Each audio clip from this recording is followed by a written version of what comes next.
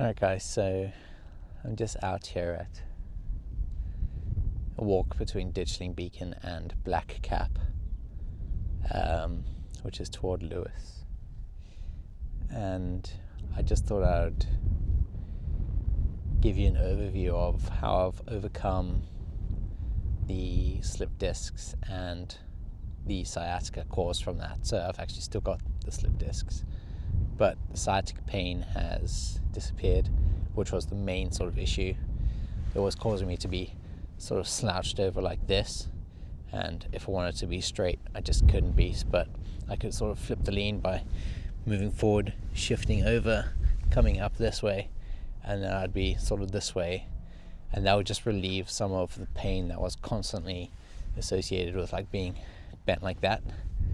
And so now I'm happy, I'm straight, which is awesome. And it's the small things in life that you definitely take for granted.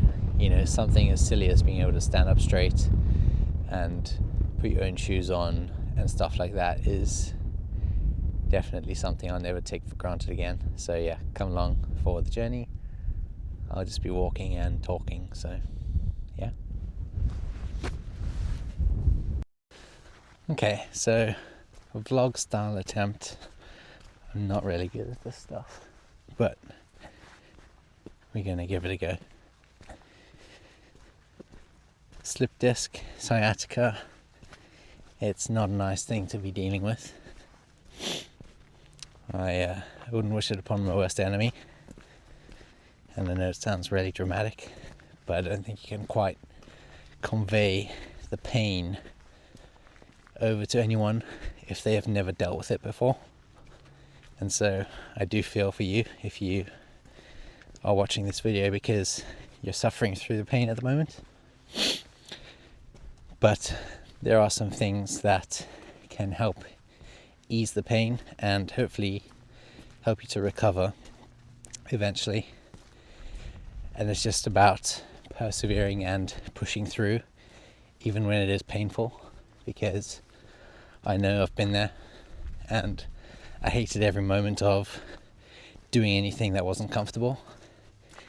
And the only thing that was comfortable was,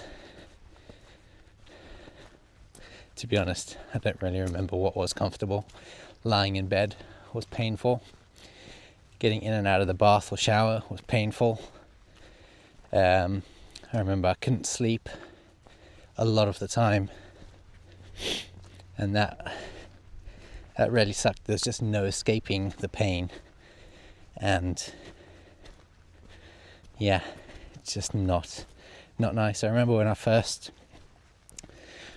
first trying to figure out what was going on, it was because it wasn't like an instant snap, you know, like it wasn't like I moved the washing machine and then I just felt like all this agony. It was very gradual, and so trying to pinpoint the exact moment of the accident was a bit hard, but it was the most significant thing that I could associate with that around that time frame.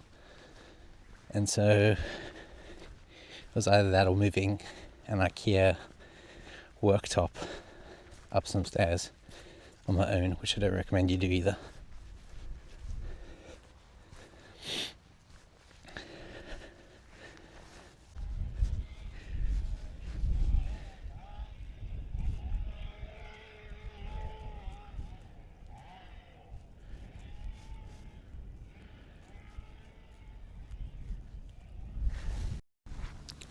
So the clouds are coming for me, and now they're not. This is classic UK weather. Like, it's just constantly cloudy and then sunny and then cloudy and then sunny. Mostly cloudy, but you know, it's what we deal with over here. Okay, so this has actually turned more into just a ramble and a hike. So I'm not really sure how much benefit you're going to get from watching this video on slip discs and sciatica, but the fact that I'm just able to be out and about and walking without any pain, without any slouch, because before my body was bent like this, and if I wanted to sort of make it straight, it was impossible. The only thing I could do was bend the other way, and to do that I'd have to lean forward, rotate, stand up again, and then I'd be sort of slouching the other way. And the reason I did that was because it just hurt so much to be constantly on one side, and I think you're meant to like lean into the herniation, but being leant into it all the time was just so uncomfortable.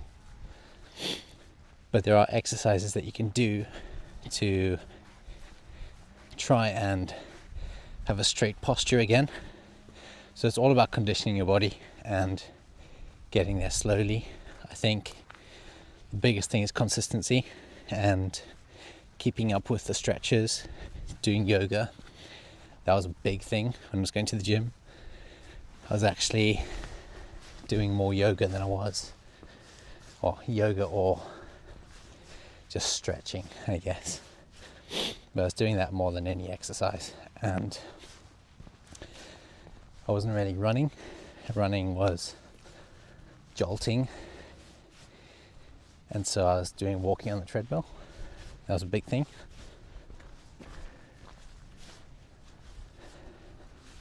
Cycling, elliptical machine, all those sort of soft movements rather than the impact of running. But yeah, after about a year of not having proper use of my body, I can definitely tell that there's muscle issues. I've got neck pain now, and there might be a mix of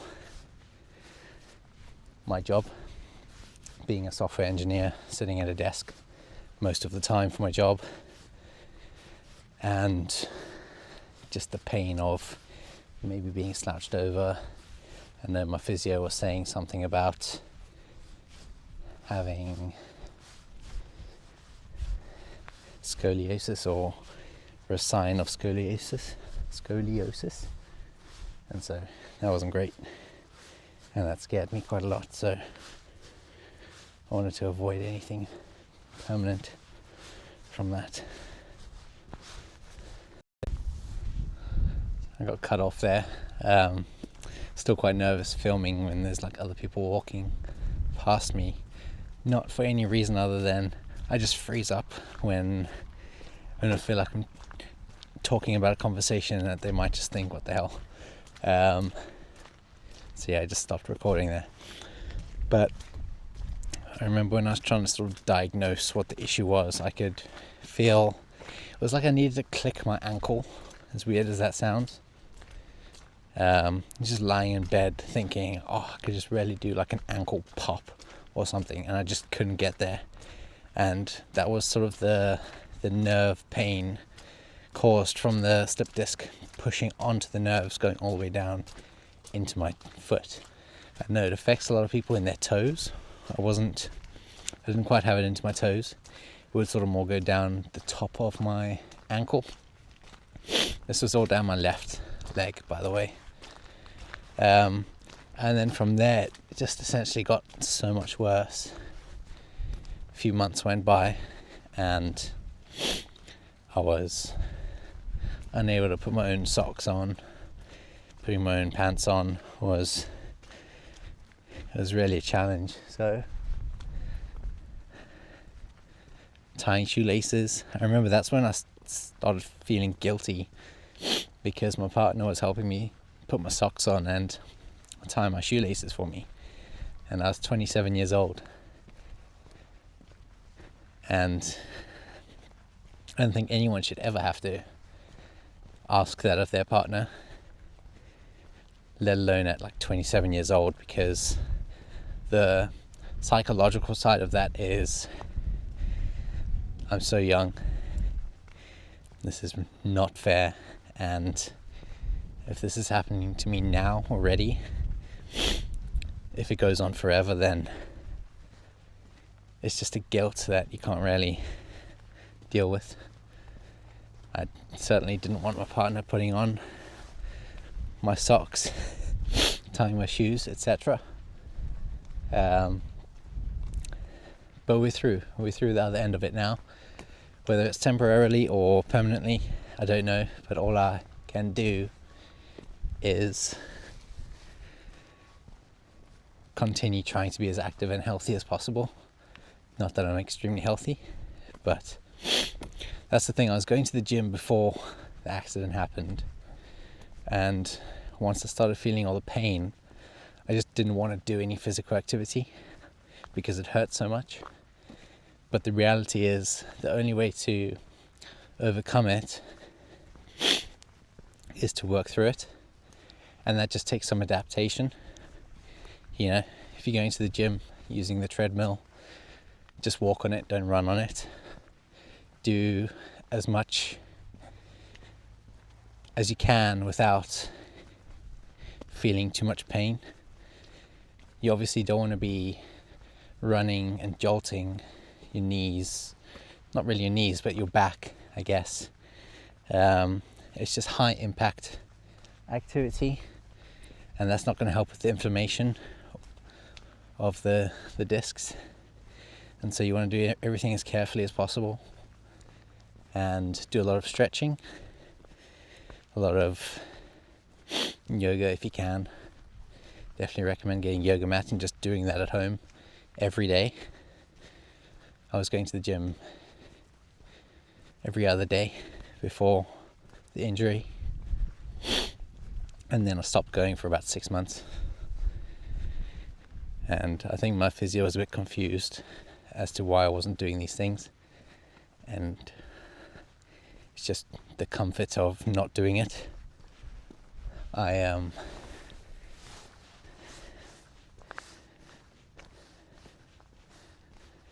It's just an excuse, I guess.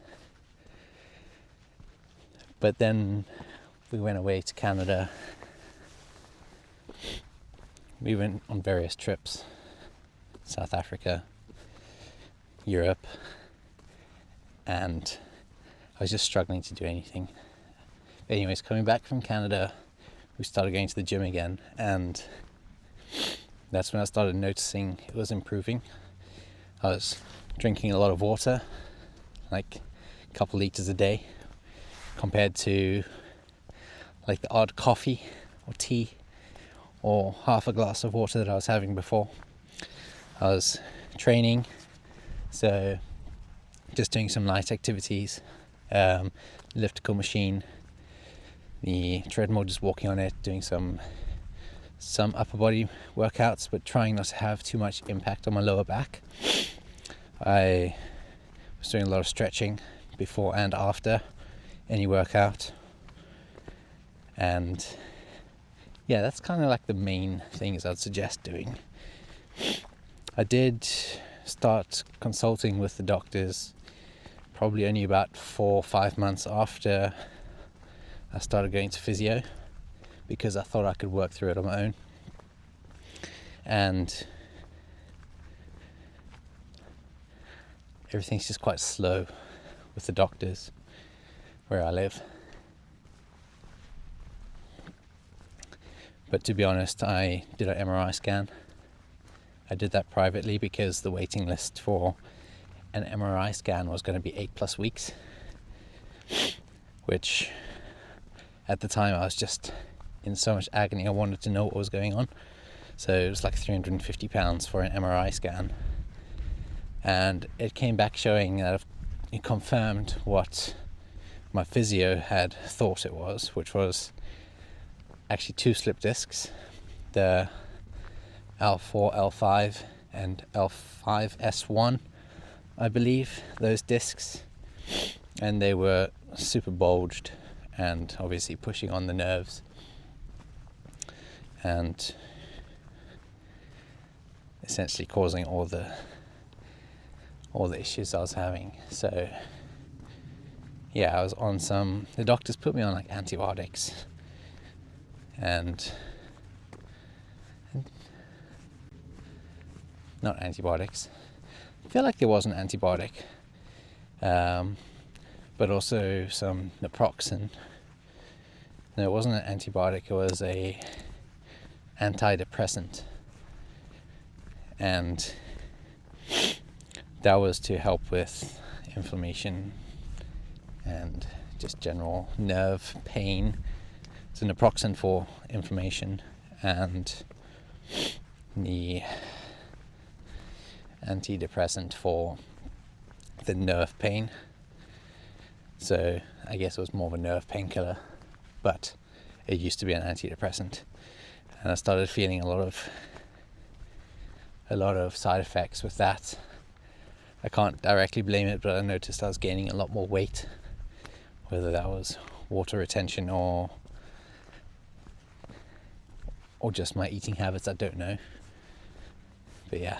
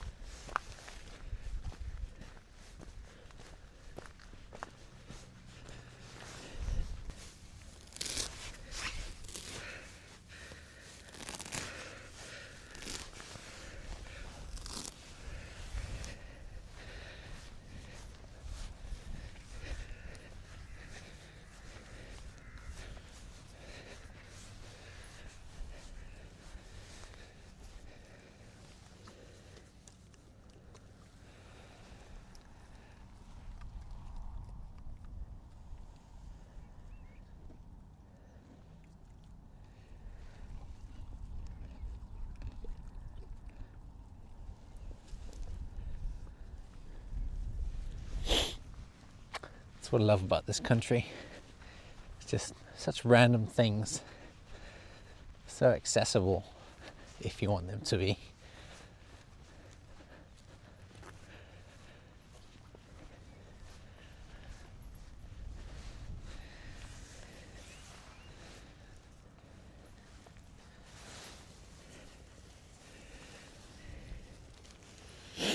Hello.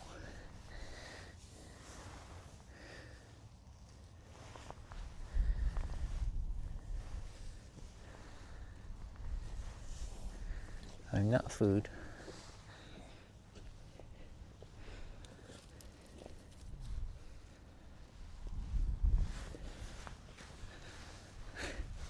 Great. Kind of feel bad because I didn't have any grass. I mean, there's loads of grass around, but didn't have any picked for that one. It'll be fine. It'll be fine.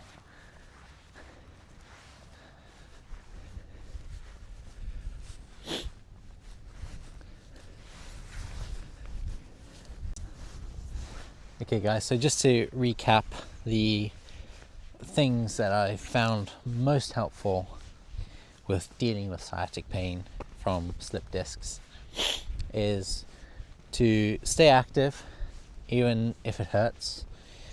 And I know that's hard and that's easier said than done, but I found going to the gym, doing low impact sort of exercises, stretching, definitely recommend stretching and any functional movement kind of related stretches.